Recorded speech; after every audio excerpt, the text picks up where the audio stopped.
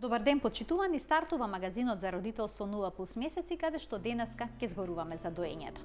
На прашањето кога е најдобро да се прекине со доењето, мајките добиваат најразлични одговори, од типот дека на детето кое што џвака и има заби, повеќе не му е потребно мајчино млеко, или пак дека првата година, односно првиот роден ден е горната граница за доење, после која детето нема никаква корис од мајчиното млеко, бидејќи тоа се претворило во вода. Кој е точниот одговор? Денешен гостин во студиото е доктор Денис Алкалили, специјалист по педиатрија од оделот за неонатологија и интензивна нега на клиниката за гинекологија и акушерство и председател на Сдруженијето за грижа и нега на трудници и мајки. Лулка, добре ни дојдовте. Добро е најдов, благодарам на поканата. Секогаш има голем интерес кога зборуваме за доењето. Во рамки на постот кој што беше поставен на Facebook групата 0+, има неколку прашања од гледачки кои што ќе ги одговориме во текот на емисијата, а јас би започнала со тоа дали има оптимален период на доење и всушност кога е најдобро да се прекине со доењето.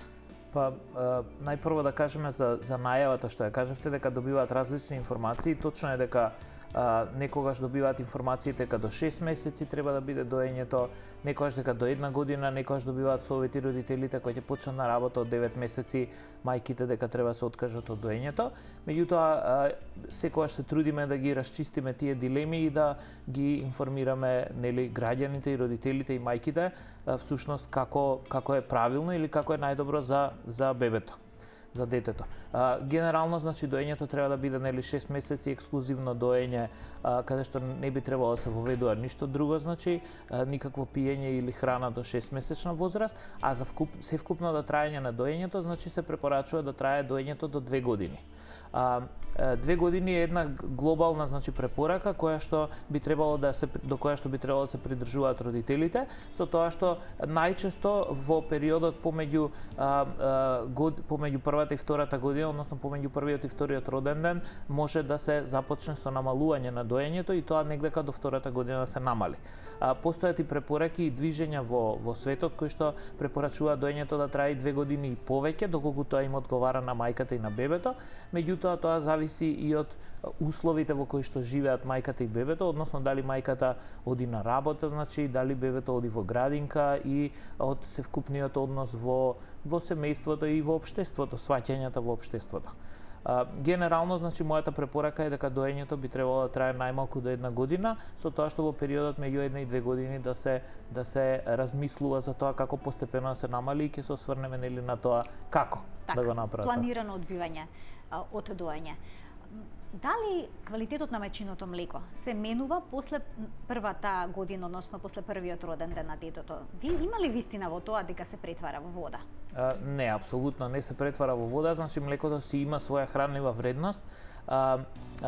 Мајчиното млеко е една многу интересна, значи многу интересен процес физиолошки е доењето и мајчиното млеко трпи промени од самите почетоци, значи од првите денови на доењето па се до престанувањето, до прекинувањето на доењето, значи мајчиното млеко трпи промени во смисла на составот во однос на соодветните имунолошки и хранливи материи, нивниот сооднос и тоа на некој начин се прилагодува на потребите на детето. До 6 месеци има многу значајна имунолошка улога, потоа, значи, има многу значајна хранлива вредност од 6 месеци до 1 година, кога бебето почнува да започнува со она комплементарна или дополнителна исхрана, меѓутоа млекото се уште ги има најглавните градбени единки, значи, од кои што детето практично расте и напредува и токму заради тоа ние препорачуваме секогаш доењето да трае заедно со тоа воведување на исхрана, значи да продолжи доењето и да не се прекинува во тек на тој период, значи до 1 година. И понатаму, значи после 1 година тоа секако трпи промени, меѓутоа воопшто не значи дека нема хранлива вредност. Она што е различно и што е битно да го знаат мајките и родителите е тоа дека после 1 година веќе млекото добива некоја секундарна улога во однос на исхраната, односно приоритетот треба да го има апсолутно храната, односно другите хранливи продукти, поради нивното богатство со витамини, со минерали, со железо, и тука млекото веќе има една дополнителна улога во однос на нутритивната вредност, меѓутоа се уште е застапена и она емотивна компонента, односно поврзаноста на мајката и бебето и емотивната врска помеѓу мајката и детето се одржува на тој начин преку доењето. Само уште на прашање поврзано со мајчиното млеко, се почесто се препорачува на децата да им се дават пробиотици за да се зајакне нивниот имунитет. Дали мајчиното млеко содржи пробиотски бактерии, односно добри бактерии кои што го штитат детето и после првата година? Апсолутно, значи мајчиното млеко е богато со сите хранливи материи и пребиотици, значи оние компоненти кои што се, да речеме, го поттикнуваат здравиот развој на нормалната цревна флора, значи доколку детето е спонтано породено, особено тие што се спонтано породени, значи бебиња, и доколку се хранат со мајчино млеко, значи има најдобри услови или најдобра можност за развој на нормалната цревна флора. Меѓутоа тука исто така игра улога и навиките за исхрана, значи начинот на функционирање, значи исто така игра улога и колку антибиотици примале тие деца во текот на првата година и понатаму. Меѓутоа генерално мајчиното млеко е еден многу важен фактор за да има нормална цревна флора и за да нормално се развиваат тие деца. Се смета дека дури и имунолошката улога на мајчиното млеко, меѓу другото е и во тоа што предизвикуваат развој на нормална цревна флора, а знаеме дека цревната флора преку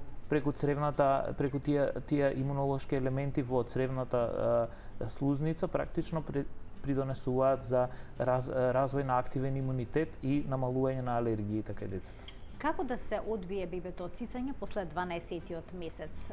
Советите од старата школа велат на бредавката на дојката да се нанесе нешто луто, црн пипер, лута пиперка или сенф, за на детето да му стане одбивно цицањето, или пак има уште еден совет кој што така поприлично популарен, детето да се оддалечи од мајката, да спие неколку вечери кај баба, кај тетка, или пак да спие во друга соба со таткото. Зошто ваквите методи на одбивање од цицање повеќе не се препорачуваат? Па видете вака, значи кога ќе се воспостави доењето и кога тоа ќе оди нормално, значи од подолг период, да речеме до година или до 2 години, следно кое што е многу важно тоа е начинот на кој што ќе се да речеме на кој што ќе се прекине доењето.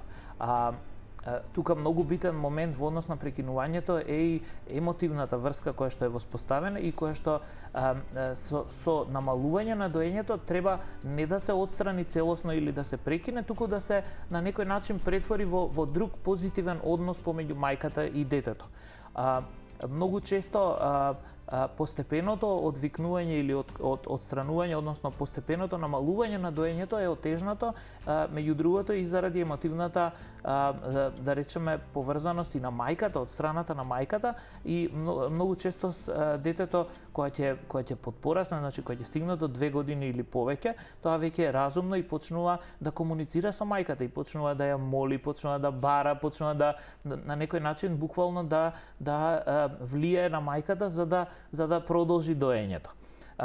Веројатно почесто во таквите случаи се користат овие методи, иако генерално не се препорачани, препораката е секогаш доењето да се намалува постепено.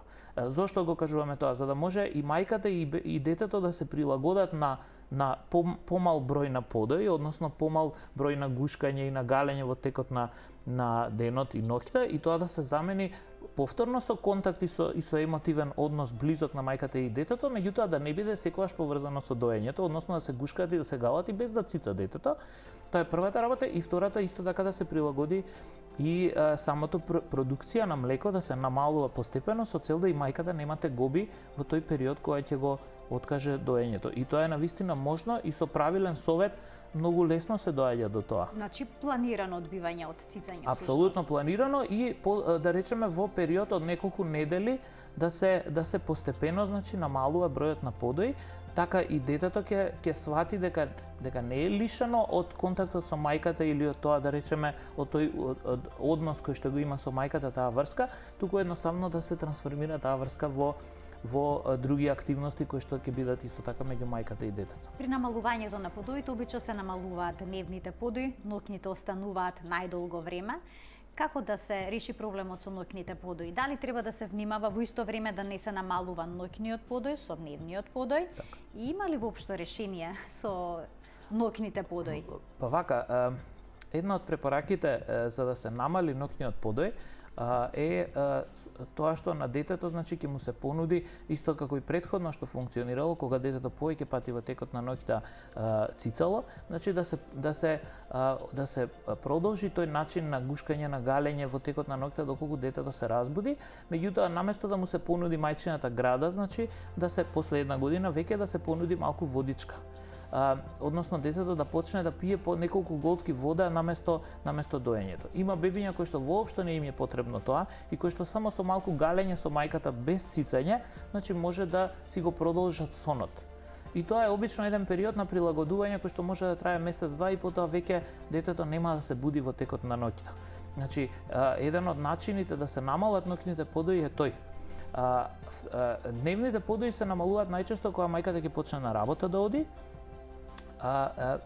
најчесто остануваат само утринското доење и вечерното при заспивањето, кое што обично последно се откажува и препораката е обично да се намалат дневните подои, да се заменат со исхрана, значи во текот на таа втора година, значи детето да јаде нормално, значи да пие нормално други течности во текот на денот, значи во текот на ноќта, како што кажавме, да се полека по полека намалува, да се дојде до тоа да воопшто не цица во текот на ноќта и потоа утринскиот и вечерниот подој да се полека по полека отстранува. Доколку ова се направи постепено во тек на еден, да речеме, во еден период од неколку недели, тогаш може и да остане врската меѓу мајката и детето во континуитет, односно детето да не почувствува дека е отфрлено од мајката, што е карактеристика на оние другите методи и другите начини и затоа многу потешко оди, затоа што мајката детето постојано ќе бара да цица, мајката не може постојано да става сем или нешто друго на градите, значи многу често и се враќаат повторно, значи некој период, неколку дена нема да цица, меѓутоа после пак ќе се врати. Исто така и со тоа одвојување. И тоа се мерки, значи, кои што може да функционираат, меѓутоа според мене најдобро е тоа да биде постепено. Во овој дел на емисијата ќе им дадеме можност на гледачите да учествуваат во денешното издание на магазинот за родителство 0N+, со нивни прашања, поврзани секако со доењето. 3076-677 е телефонскиот број на телевизија Телма. Денешен гостин во студиото ни е доктор Денис Алкалили, специјалист по педијатрија. Има ли некои знаци кои што покажуваат дека е прерано одбивањето на бебето? Па генерално некои знаци нема, меѓутоа самата возраст е таа која што е најважна. Ние знаеме дека околу една година возраст започнува или се случува она нормално психолошко одвојување на мајката и бебето, што е исто така многу битен психолошки феномен кој што понатаму ги следи и мајката и детето во текот на понатамошниот живот.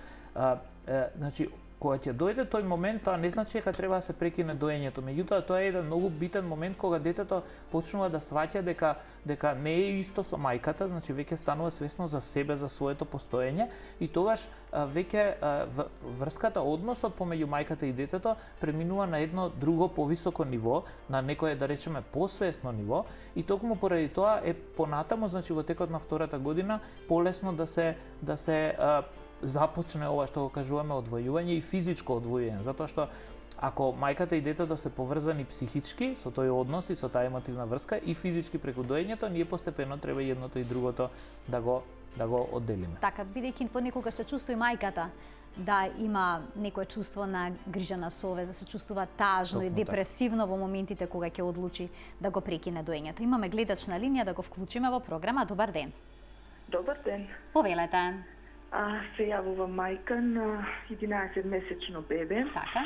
Пошто бебето почнува да оди во градинка и многу плаче, цицаме и јас почнав постепено да ги намалувам подоите.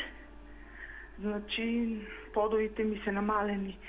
Значи, само вечер цица и еднаш касабаје и почнав и денските подои да ги намалувам, но детето многу плаче. Дали тоа е причина што детето цица или пак близината што ја имаме со со бебето. Сите ми викаат дека треба бебето да се одбие, пошто не сака да јаде и многу е агресивно. Значи, ако не му дадам да цица, значи нон-стоп плаче. Значи, сакам мислење на докторот. Така, ова е одлично прашање, бидејќи понекогаш и воспитувачките во градинките дават препорака на мајките кои што дојат да го прекинат цицањето, сметајќи дека на таков начин адаптацијата во градинка ќе се одвива полесно. Ви благодарам што се вклучивте во програма. Апсолутно мора да кажеме дека не треба да се прекине доењето, не треба да се намалат подоите интенционо и кога мајката и бебето се дома заедно. Започнувањето во градинка е еден на некој начин стресен период или период на прилагодување на адаптација на детето. И доколку во исто време и го откажеме доењето или подоите се намалат, тоа ќе биде на некој начин уште поголем стрес и уште повеќе адаптација за детето, кое што објективно на 11-месечна возраст воопшто не е неопходно, значи не треба да се прекине доењето. Значи, као што знаеме, има голем број деца кои што од 9 месеци, од 10 месеци одат во градинка, како и во случајот на гледачката што се јави, на мајката што се јави, а може да цицаат понатаму, значи до 18 месеци или до 24 месеци, па дури и повеќе, иако тоа се случува. Зошто го кажуваме ова? Значи, затоа што кога детето оди во градинка може да цица пред да оди во градинка, значи наутро може да цица и може да цица кога ќе се врати од градинка, и тоа е многу интересно дека во тој период дури и надокнадува, значи почесто цица, повеќе се гали со мајката, подолго мајката на некој начин со детето се дружи или емоционално е блиска во текот на попладневните часови после работа, затоа што детето сака да надокнади, и нормално е тоа, затоа што претходно биле по цел ден дома заедно во текот на тоа породилно во текот на кога мајката не работи. Кога ќе се врати на работа, практично стресот од градинката, кој што е нормален, значи сите деца плачат кога одат во градинка, и јас би сакал да ги охрабрам и да кажам дека не е затоа што детето цица па плаче кога оди во градинка, туку тоа сите деца во текот на првите, да речеме, една недела, 2 недели кога ќе започнат во градинка, значи периодот на адаптација е таков, меѓутоа генерално доењето може само да му биде утеха на детето и да ја подобри ситуацијата. Така да мојот предлог е воопшто да не се откажува доењето, туку баш напротив да се надокнадува во тек на тој процес. Современите општества, да речеме, оние западни општества имаат и посебни простори на работното место кај што мајката може да се измолзе и да го растерети својот терет, затоа што нели кога ќе надојде млекото, градите, кога ќе надојде млекото, градите стануваат и некогаш и тврди, болни, напнати, значи и за да може мајката да се измолзи, меѓутоа и за да може после тоа млеко да се даде на детето. Како и да е, кај нас навистина тоа ретко се случува или ги немаме тие услови, меѓутоа сепак доењето може да продолжи и би требало да продолжи. Имам едно прашање кое што беше поставено во нашата Facebook група 0M+ на телевизија Телма. Се однесува на прекинување на доење од една недела, потоа повторно враќање со истото темпо. Гледачката вели: моето бебе ќе биде 14 месеци и кога јас ќе морам да отсуствувам една недела од дома, а не би сакала да го одбијам заради патувањето. Дали ќе го доживее премногу стресно моето отсуство и како да постапам за да му го намалам стресот, или пак да почнам со одбивање еден месец претходно за да биде безболно и за двајцата? Интересно прашање. Значи, ова е прашање кое што исто така е честа дилема, исто како доењето и градинката што е честа дилема од јавувањето, исто и ова. Значи, генерално доењето нема потреба да се откажува или да се прекине на 14-месечна возраст, доколку мајката отсуствува една недела. Бидејќи на оваа возраст веќе детето после 12 месеци, значи може оно веќе се храни, значи има целосна исхрана, се надеваме дека има целосна исхрана воведено со 5 оброци во текот на денот, внесува и течности настрана од мајчиното млеко, нели, бидејќи едната една година, така да мислам дека апсолутно не би имало потреба да се прекинува доењето или да се еден месец однапред да се намалува со цел да се откаже лактацијата пред мајката да оди на пат. Она што е пожелно и потребно да се прави со цел да се одржи лактацијата е мајката на некој начин да се измолзува или барем еднаш-два пати во денот да го тоа млеко и да го измолзува од градите во текот на патувањето со цел да се одржи лактацијата. А и за да не добие некој маститис. Па да, и за да не добие маститис и со цел да се одржи лактацијата. Можеби периодот на враќање ќе биде не веднаш, кога ќе се спојат мајката и детето после една недела, меѓутоа со некој прилагодувачки период од неколку дена би требало да се вратат повторно на нормала. Доколку мајката сака детето да продолжи да внесува млеко покрај другата храна која што се дава на детето, значи може да земе адаптирано млеко или дури после една година може да земе и обично кравје млеко, заради тоа што над една година веќе може да се воведе.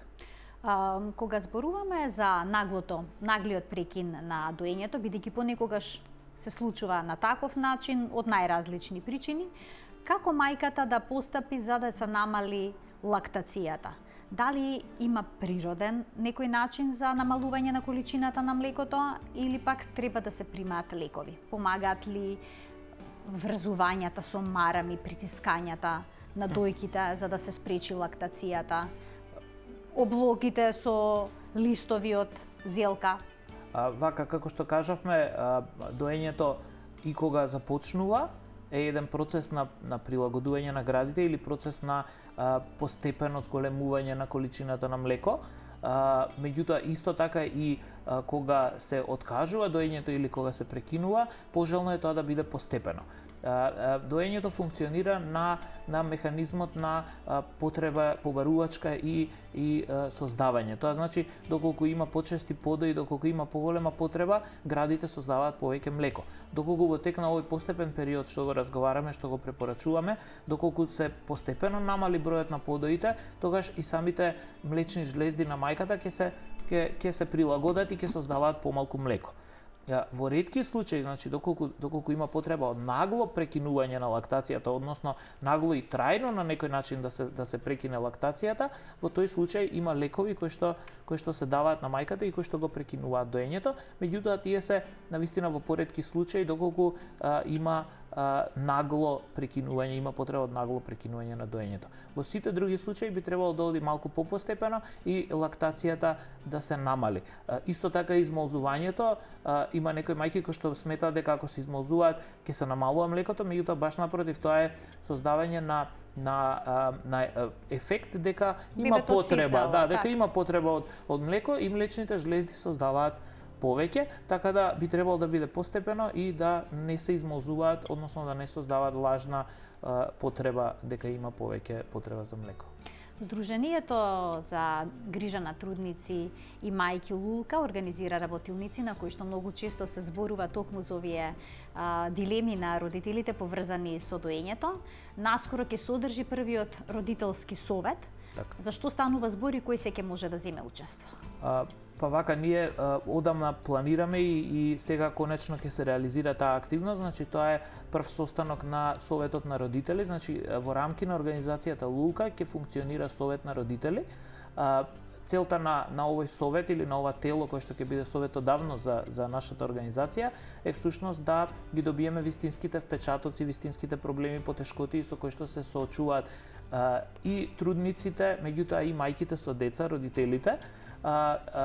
Наскоро ќе се одржи првиот состанок на овој совет на родители. Тенденцијата е да се приближиме и до родителите, меѓутоа и да добиеме вистинска слика за тоа што всушност им треба или кои се тие промени кои што се приоритетни и на кои што треба да се посветиме како организација.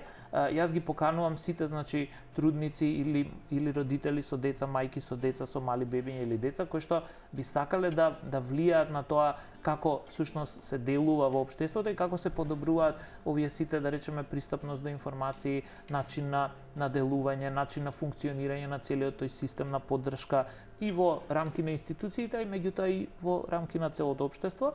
Значи целта на тој совет ќе биде токму тоа, на некој начин да ги подобриме условите за сите кои што нели порано или покасно ќе дојдат во оваа фаза од животот која ќе им треба ова.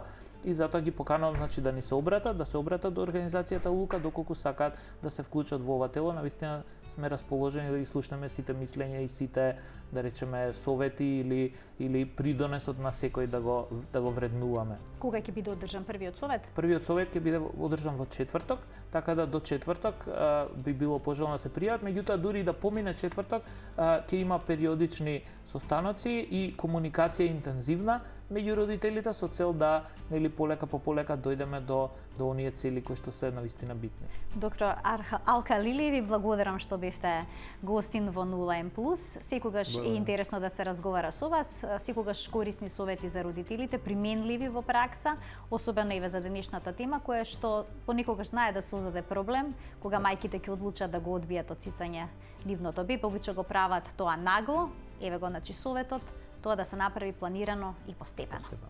Ви благодарам уште еднаш. Тука завршува денешното издание. Се гледаме секој работен ден во рамки на утринската на Телма. До гледање.